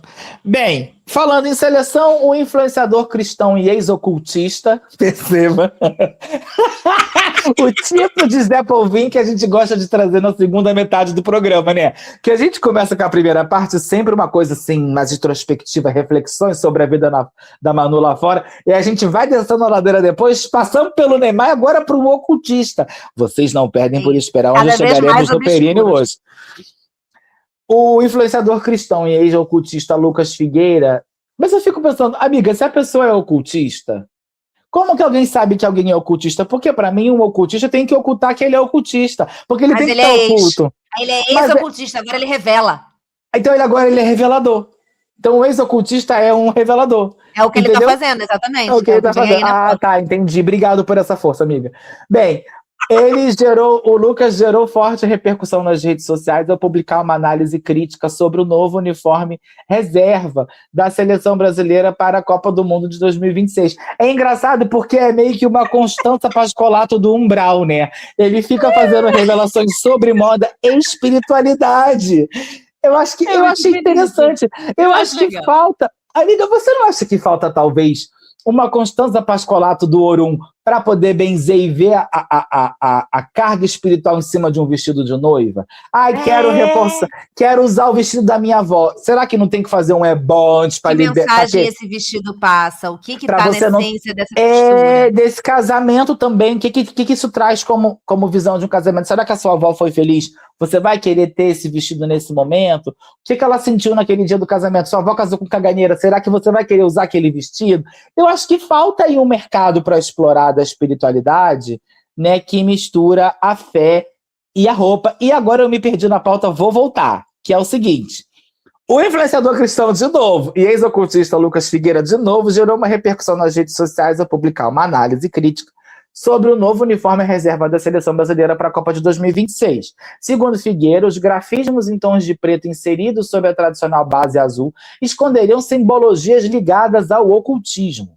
Em vídeo divulgado na terça-feira, dia 17, o influencer traçou uma comparação visual entre as manchas do tecido e a figura de Baphomet, uma entidade associada ao esoterismo e ao Eu amo Baphomet. Gente, moderno. Joga aí Baphomet no Google, é com PH. Veja a figura, eu amo Baphomet. Eu acho muito interessante.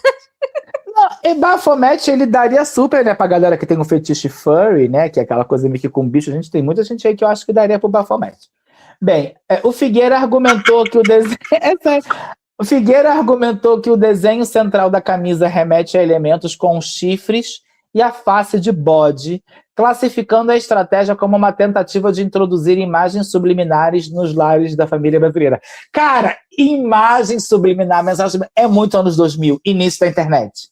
É muito... Você sabe que essa pauta do ocultismo, do não sei o quê, foi do grande site Fuxico Gospel. E lá toda hora tem essa pauta de alguém revelando que o hino do Flamengo que você cantou, na verdade, era você tá trazendo o mal para dentro da sua casa sem ter... Tem um monte de...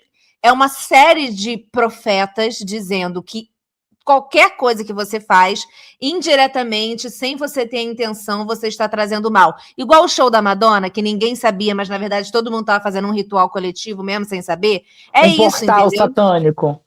Exatamente. É todo dia reportagem de algum profeta revelando uma porra dessa. Eu tenho saudade de quando o crente não via televisão. Porque aí, se achava que a televisão era sempre um grande ritual, eles falavam que não vamos ver televisão. Aí, o que o R.R. Soares fez? Pegou um horário na Band. Porra, aí fudeu, né? Porque eles tinham que ver a televisão da Band, entendeu? E a Record fez o quê? 10 Mandamentos, aquelas coisas todas.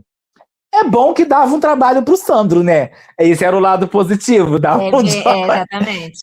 Eu também fiz acho que era o José. Eu trabalhei lá, dei aula de flauta lá pro Rafael Almeida, ator querido. Um beijo que escuta esse podcast. E aí, mas foi bem legal. O ruim é que a Record é em Vargem Grande, né? Puta que pariu. Mas enfim. Muito longe. Muito longe. O ex-ocultista também destacou fotografias de divulgação onde os jogadores aparecem cobrindo um dos olhos, sugerindo que tais poses reforçariam a conexão com sociedades secretas. Eu achei que ele fosse falar de piratas, né? Que cobriu um olho, a gente tem a imagem do pirata com tapa-olho cego. Achei que fosse Capitão Gancho, achei que ele fosse levar por esse lado. Para Lucas Figueira, a estética adotada pela fornecedora de material esportivo não é acidental, mas uma ferramenta de influência espiritual que exige discernimento por parte dos fiéis e torcedores que pretendem adquirir o produto. O CBF não se pronunciou. Eu acho assim, vou fazer a Cariúcha. Imagina a CBF se pronunciando.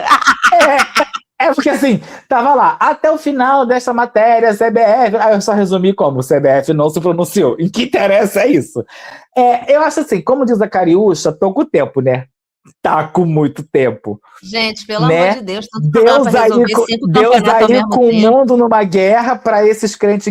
Deus está se preocupando o quê? Com a camisa da seleção e com a sua punheta no banheiro. Você veja onde que a gente chegou.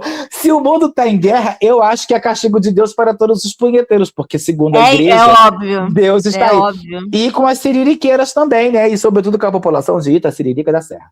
Então, o que acontece? Eu acho que a seleção, se está usando do ocultismo, está errada. Porque, para mim, tem que botar... E se é para fazer um pacto, não é no uniforme reserva. É no uniforme de campo, para poder ganhar os jogos. Isso.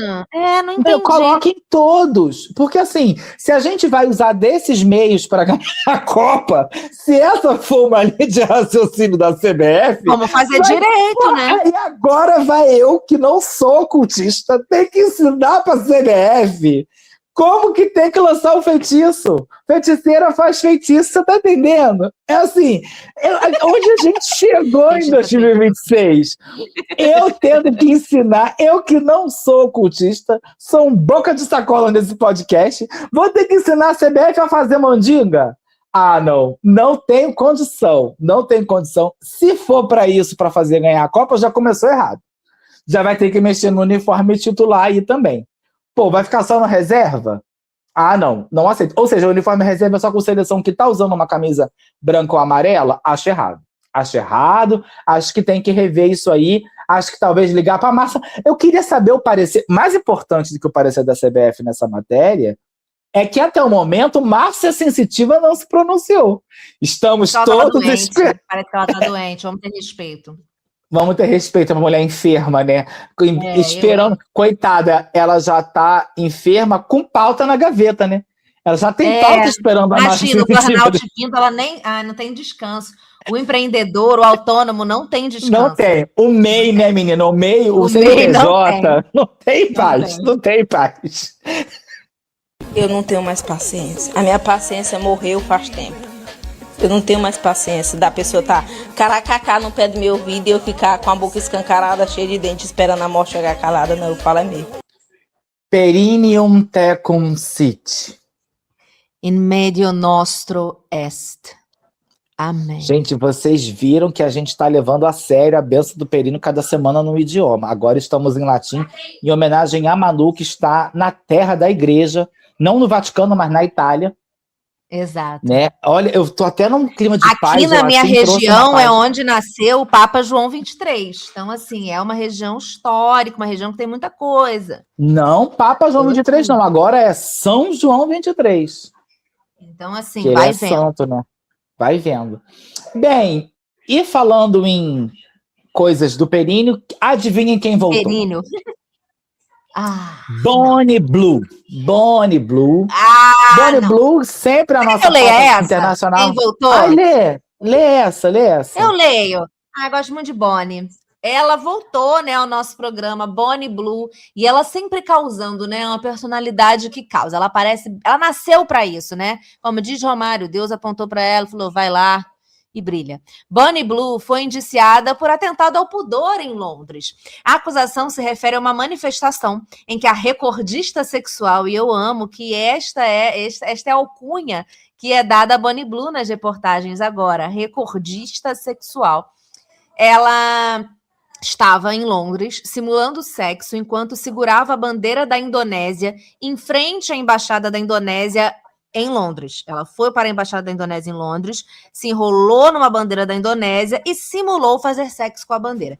Isso aconteceu em 15 de dezembro. O ato é uma resposta a um fato já trazido aqui nesse programa, acho que foi inclusive no Perino Awards, que era um caso recente na época, porque Bonnie, cujo nome real é Tia Billinger, fica aí esse informe, Bonnie foi proibida de voltar à Indonésia depois de ter sido presa no país, onde foi acusada de violar as leis anti-pornografia quando estava em Bali. Ela poderia ter sido condenada a até 6 anos de prisão, mas ela acabou sendo só deportada. Ainda assim, ela não se deu por satisfeita por ter se livrado de 6 anos de prisão e foi protestar em frente à embaixada. Na época, a embaixada britânica, ela ainda arrumou um problema transnacional, um incidente diplomático, porque a embaixada britânica foi acusada de sugerir que Bonnie Blue oferecesse propina para evitar a prisão na Indonésia. A Indonésia falou assim, cara, vocês ingleses estão sugerindo que ela ofereça dinheiro para a gente, propina, seus arrombados.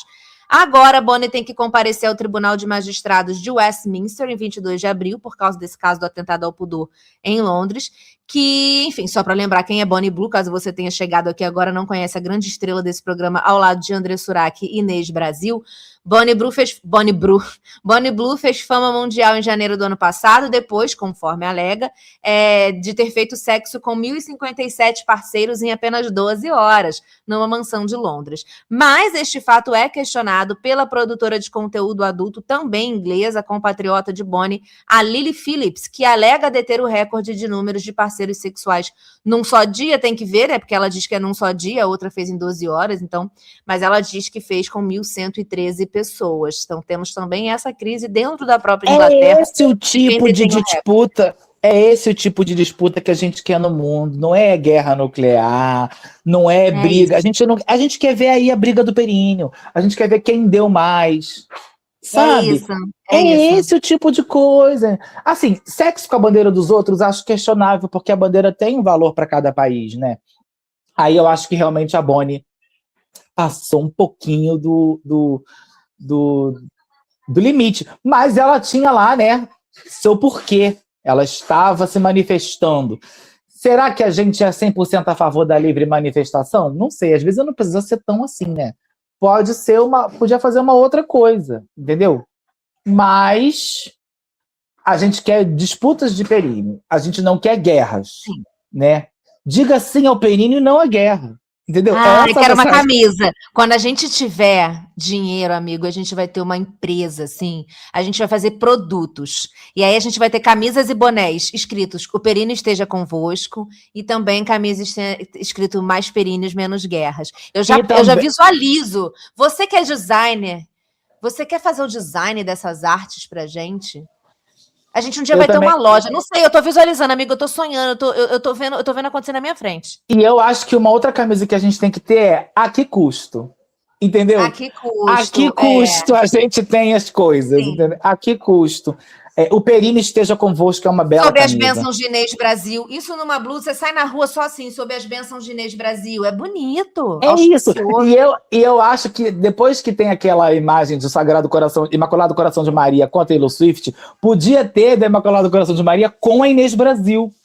Ia ficar incrível. Eu acho que eu vou tentar fazer isso no chat GPT mais tarde. Ai, tem tantas coisas. Eu não sei, eu visualizei a nossa loja agora, canecas, camisetas... Não, canecas bonés, com certeza. Eu queria marcadores de página, ecobag. Ecobag para você ir para o mercado. E tá escrito, cara, já cuidou do seu períneo? Eu visualizei muita coisa acontecendo aqui agora. Eu não sei como fazer isso acontecer com R$0, mas eu vejo. Eu queria uma bolsa, uma ecobag, com várias frases da bênção do períneo em vários idiomas. Ai, O Perino esteja convosco em várias línguas, em grego, em latim, amigo. tudo. Eu acho que cara, essa ecobag podia rolar, né? Ia ser muito boa. E aí a gente não coloca em português, porque aí é uma piada que só quem é do nosso meio entende. Amigo, eu não sei, eu tô fascinada, eu tô sonhando acordada. É isso, assim, eu tô visualizando. Sabe aquela coisa de visualize que vai acontecer? Eu tô visualizando, pra mim já existe Eu essa queria loja. ir no Shark Tank, porque eu sou a favor da gente lançar a Pastoral da Fofoca Calcinhas Comestíveis. Vai chegar de novo o São João, eu sempre falo, falta um sabor milho verde, uma calcinha de paçoca, entendeu? Uma calcinha sabor melaço de cana, uma Entendi. camisinha sabor Nossa, eu tô aipim assado. muito. É isso. Você faria, então, também a negócio da piroca do Neymar? Vai ter na nossa loja também? Não.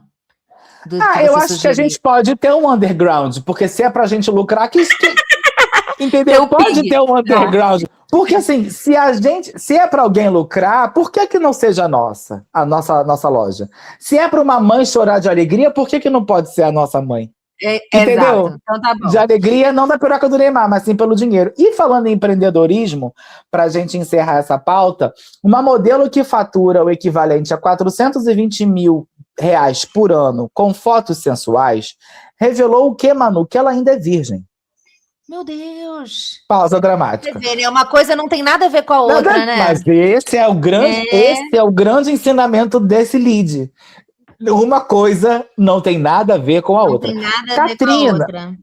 Katrina, a mulher com nome de furacão, que ela é do Arizona, dos Estados Unidos, disse que vai esperar até o casamento e que tudo está de acordo com o plano de Deus.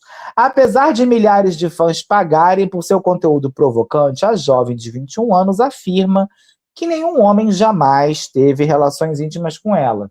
A jovem construiu um esquema lucrativo na web com ensaios glamurosos de lingerie e selfies sensuais, mas alega que o que seus seguidores veem na tela é apenas metade da história. A outra metade se refere a uma vida bem conservadora.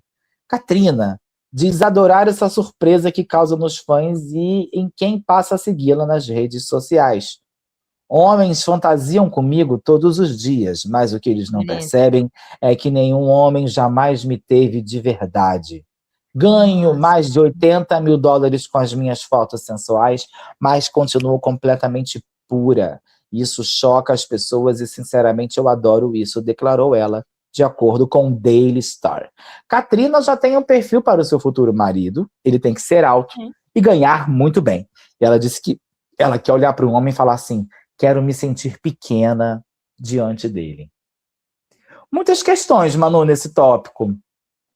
Muitas questões. Eu fico pensando, mas assim, como saber se é verdade, né? Porque dentro deste nicho de produção de conteúdo, eu acho que é uma valorização do conteúdo dela a partir do fetiche, ela falar isso, entendeu? Acho que vai ter mais gente, determinados tipos de homem que vão atrás do conteúdo dela, sabendo dessa informação, a partir dessa imaginação de que aquela pessoa que eles estão vendo é virgem. Porque isso é um fetiche para muita gente. Então, assim, como saber? Será que a gente tem que pedir um exame ginecológico? A gente acredita na palavra? É um marketing? É a realidade? Pode ser a realidade também, né? Eu não sei, são muitas questões, não estou duvidando da palavra da moça, mas no mundo do marketing, da produção de conteúdo, as pessoas fazem loucuras também, né? Então eu não sei. Algumas coisas também ficaram em aberto aqui, embora ela dizendo que está toda em fechado, que é o seguinte, ela disse que nenhum homem jamais a possuiu, mas e uma mulher? E aí não é virgem. Você pode se estar for com uma o negócio lá ainda, mas não é mais virgem. E se a questão aqui for de virgindade ética e fluide? E ela for uma virgindade, tipo as meninas de uma certa igreja que não direi o nome, que fazem sexo anal para não fazer sexo vaginal para casar? Porque o sexo anal ele pode ser interpretado apenas por uma via que mudou a direção. Porque sempre saía, agora está entrando. Entendeu? E aí pode ser, na verdade, uma grande... Seria o sexo anal, Manu, uma grande vetorização em contramão? Um vetor no sentido negativo cartesiano da coisa? Porque se você tem um eixo cartesiano considerando para fora o lado positivo, seria entrar o lado negativo ou seria entrar o negativo para fora o positivo? Não sei, matemáticos, por favor, ajudem. Entendi. Entendeu? É toda uma questão, você vê que a gente chegou na matemática, na física. Esse programa é muito lindo, né? Eu acho incrível, assim, o quanto que isso desperta. Agora, eu também acho que ela abriu aí um nicho para genital influencer gospel. Porque se você ama e cuida do corpo do templo do Espírito Santo, que Deus te deu, e o capitalismo cristão, que está fortemente enraizado em nossa cultura, fala que o trabalho dignifica o homem, que o homem tem que trabalhar muito, e que o seu corpo foi feito para o trabalho e para glorificar a Deus, vender a foto do seu próprio corpo também não é o seu corpo como objeto de trabalho, e ela não seria praticamente dona dos seus meios de produção, em alguma medida, não 100%. Ela também não estaria valorizando aquilo que o Espírito Santo lhe deu? Para pensar aqui. Porque se Deus fez você a sua imagem e semelhança, então quer dizer que, então você está vendendo uma imagem, alguma medida, a imagem de Deus né, sem roupa. Mas aí o jogador de futebol também está trabalhando com o corpo dele. Muitos também aparecem sem roupa no vestiário e jogam foto por aí, vaza foto da rola, e é tudo cristão, com tatuagem tudo passa no pescoço. Também não é uma questão de lidar com o seu próprio corpo. Então eu acho que é uma reflexão, assim, eu acho que vem aí o OnlyFans de Cristo. Acho que vai vir aí as meninas... acho. Eu acho. Não de Cristo, a gente do sempre Cristo. tem. Essa é a hora, essa parte do programa, ela vai indo para um caminho em que a hora que a gente tem que ir para os avisos se apresenta. A gente não precisa contar o tempo, porque é a hora que os limites começam a ser perdidos. Sempre tem um momento da pauta que a gente fala, se a gente sair daqui, é um crime que a gente vai cometer. Se a gente falar mais 3 palavras, cortamos agora, que é a hora dos avisos. Eu queria dizer para todos os nossos ouvintes que essa é a hora que no bar que a gente está sentado não tem avisos. Então, uma noite comendo comigo, com a Manu na churrascaria, é uma noite sem lei. É uma noite sem limite. Inclusive, Manu, quando você voltar, precisamos marcar uma chopp e dança. Minha mãe já fez sinal aqui dizendo que ela quer ir. Sim. Entendeu? É isso. A gente vai ter que fazer uma grande... Sem limites, vai ser sem restrições. Não há limites para o amor também, mas não há limites para o pudor aqui na nossa conversa. Entendeu? Eu queria só... Amém. Eu tenho que fazer um comentário, mas a gente faz como os avisos. Bota a vinheta dos avisos aí. Avisos pastorais.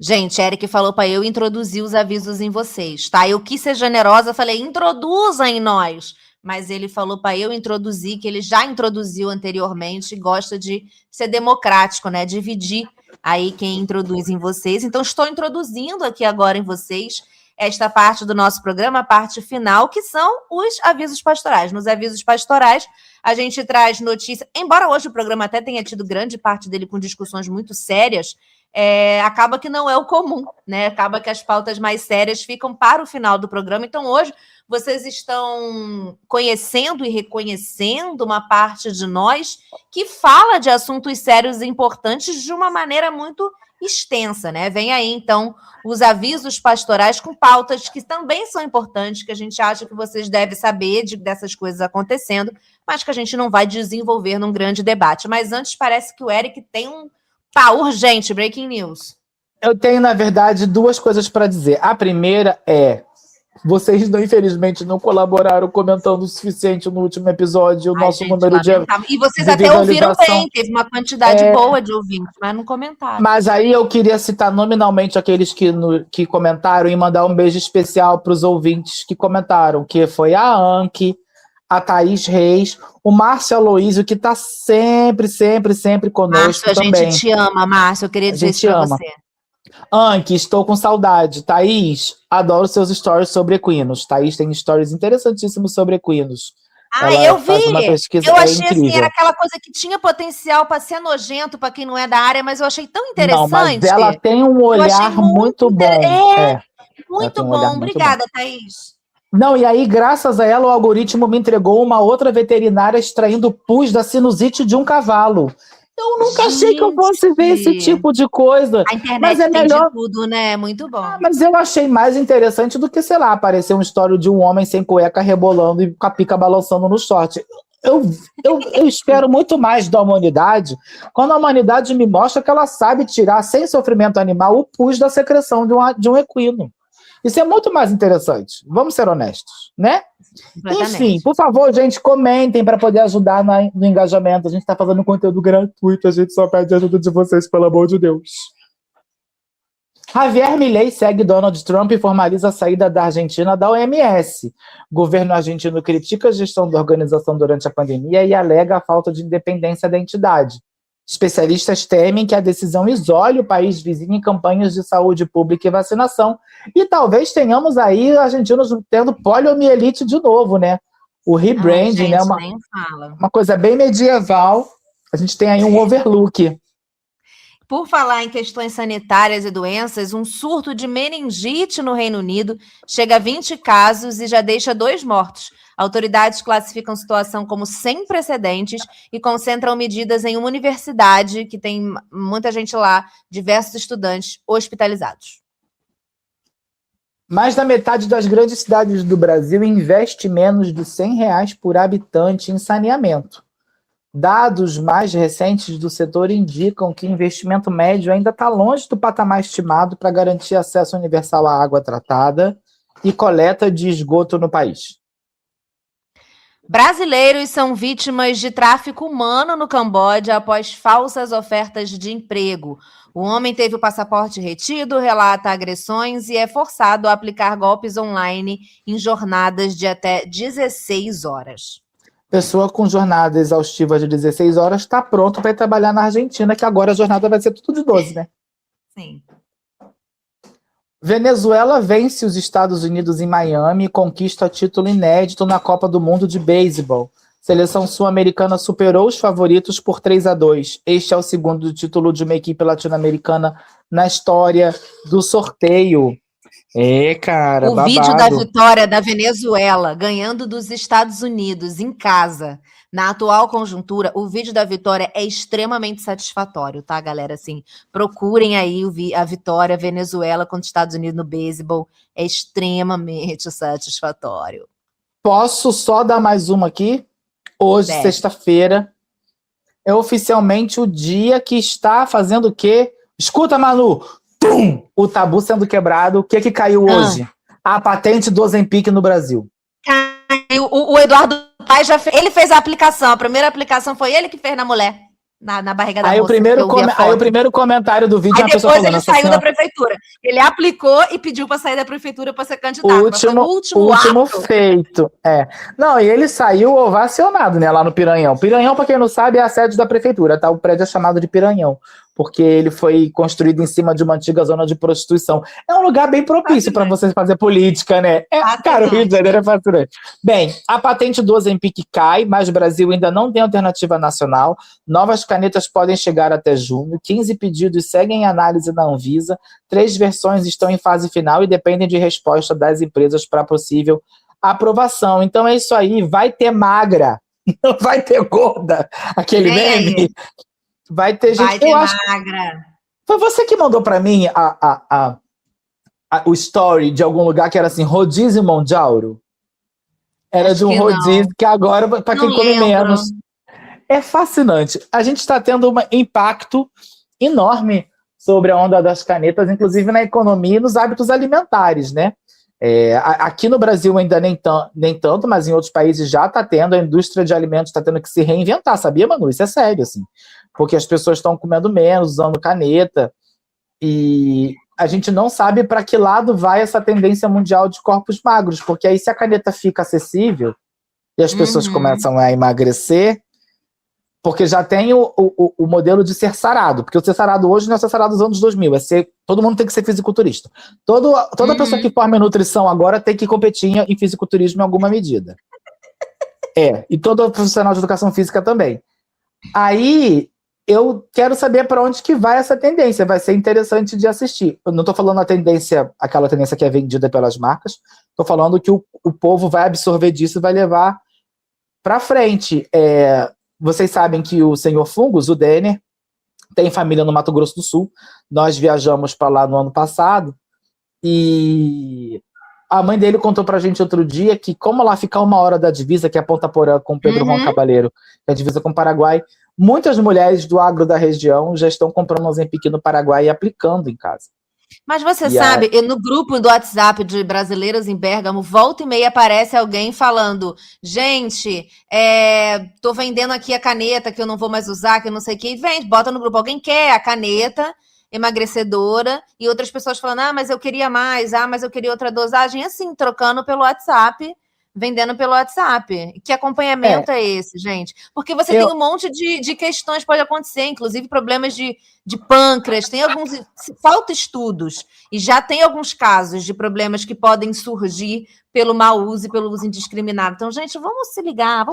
E eu não tô vendo ninguém da extrema-direita falar que isso daí pode ser a marca da besta, igual era a vacina, que isso aí vai matar as pessoas. Porque isso tem mais chance de matar do que a vacina, né? Perceba. Já vi gente, coisa relacionada a problema de visão, problema de pâncreas, por causa disso. Você não sabe ainda o que tem ali. É um uso indiscriminado sem acompanhamento. E assim, eu já soube de pessoas que usou.